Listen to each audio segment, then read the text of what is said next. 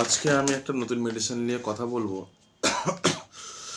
নতুন বছর, সর্বপ্রথমে নতুন বছরের 2026 পয়লা জানুয়ারি সকলকে শুভেচ্ছা জানাই। আমার যারা যারা সাবস্ক্রাইবার আছে, যারা যারা আমাকে ফলো করে, যারা যারা আমার চ্যানেলটা দেখে, আমার ভিডিও প্রতিনিয়ত যারা দেখে থাকেন, আজকে মূলত যে মেডিসিন নিয়ে কথা বলবো, শীত আসছে, শীতের সঙ্গে যে অতিরিক্ত শীত যেরকম বেড়েছে, তো বহুদিন পরে এমন শীত, কনকনে শীত দেখা গেছে, সেই জন্য মনস্টার এল এই মেডিসিনটা জন্মের পর থেকে 5.5 কেজির বাচ্চাদেরকে 15 ফোঁটা করে দিনে 2বার দেওয়া যেতে পারে।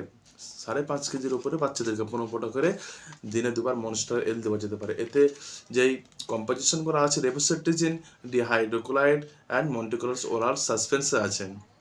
মন্টিকুলাস সোডিয়াম আইপিএস 4 mg আছে, লেবোসিট্রিজিন হচ্ছে 2.5 mg। এই যে মনস্টার এল আপনারা দেখতে পাচ্ছেন, এই যে মনস্টার এল, এই মেডিসিনটা মূলত সর্দি, ছিঁক, গাঢ় সর্দি নাক থেকে বার হচ্ছে, কোনো কোনো ক্ষেত্রে সর্দিটা পাতলাও বার হতে পারে, ছিঁক হচ্ছে, সর্দি, নাকটা বন্ধ হয়ে আছে, সেসব ক্ষেত্রে মনস্টার এল খুবই একটা ভালো মেডিসিন। এর জন্মের পর থেকে 5.5 কেজির উপরে বাচ্চাদেরকে দেওয়া যেতে পারে। ডাক্তারবাবুরা শরীরের কন্ডিশন, শরীরের বডি ওয়েট দেখে হিসাব করে এই মেডিসিনগুলো প্রেসক্রিপশন করে থাকেন। আপনারা যখনই বাচ্চাদের ওষুধগুলো খাওয়াবেন, তখনই ডাক্তারের পরামর্শ অনুযায়ী ব্যবহার করবেন। এই মেডিসিনটা মূলত বাচ্চাদেরকে 6 কেজির ওপর বাচ্চাদেরকে 2.5 ml করে দিনে 2বার দেওয়া যেতে পারে। 6 কেজির উপর বাচ্চাদেরকে 2.5 ml করে দিনে 2বার দেওয়া যেতে পারে। খাবার আগেও হতে পারে, খাবার পরেও হতে পারে। তবে এই মনস্টার এলটা 6 কেজির উপরে বাচ্চাদেরকে দেওয়া থেকে শুরু হয় এবং 9 কেজি 8 কেজি বাচ্চাদেরকে এবং 4 ml করে দিনে 1বার দেওয়া যেতে পারে। 8.5 থেকে 10 কেজি 11 কেজি বাচ্চাদের 4 ml করে দিনে 1বার দেওয়া যেতে পারে। এবং 11 কেজির উপরে বাচ্চাদেরকে 11, 12, 13, 14, 15 কেজি বাচ্চাদেরকে 5 ml করে দিনে 1বার দেওয়া যেতে পারে। এই মেডিসিনটা 7 থেকে 8 বছর পর্যন্ত দেওয়া যেতে পারে।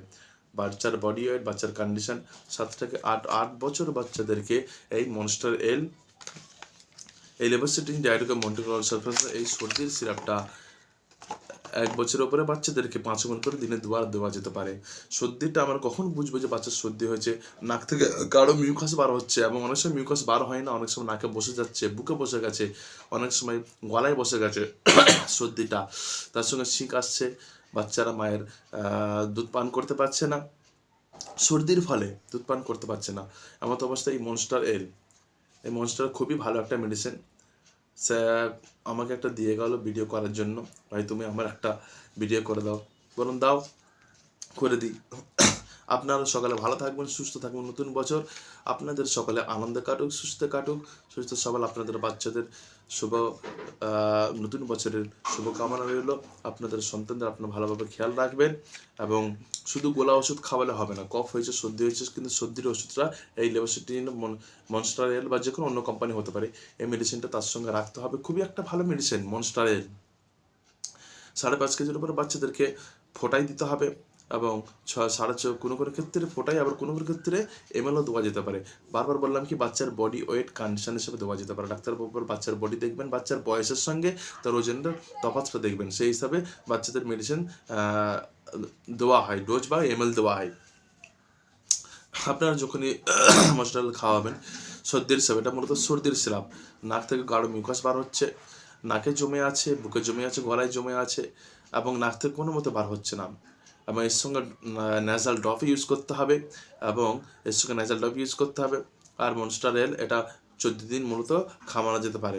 14 দিন খাওয়ালেই বাচ্চাদের যে মিউকাস জমে আছে বুকে, নাকে, তোমার নাকের ভেতরে গাঢ় সর্দি বার হচ্ছে, বারবার নাক থেকে বেরিয়ে আসছে, বাচ্চার অসুস্থের মধ্যে নিঃশ্বাস নিতে প্রশ্বাস নিতে কষ্ট হচ্ছে, ঘুমাতে কষ্ট, দুধ পান করতে কষ্ট হচ্ছে, সেসব ক্ষেত্রে কিনা মনস্টার এল, এই ওষুধটা খুবই ভালো একটা সর্দির মেডিসিন।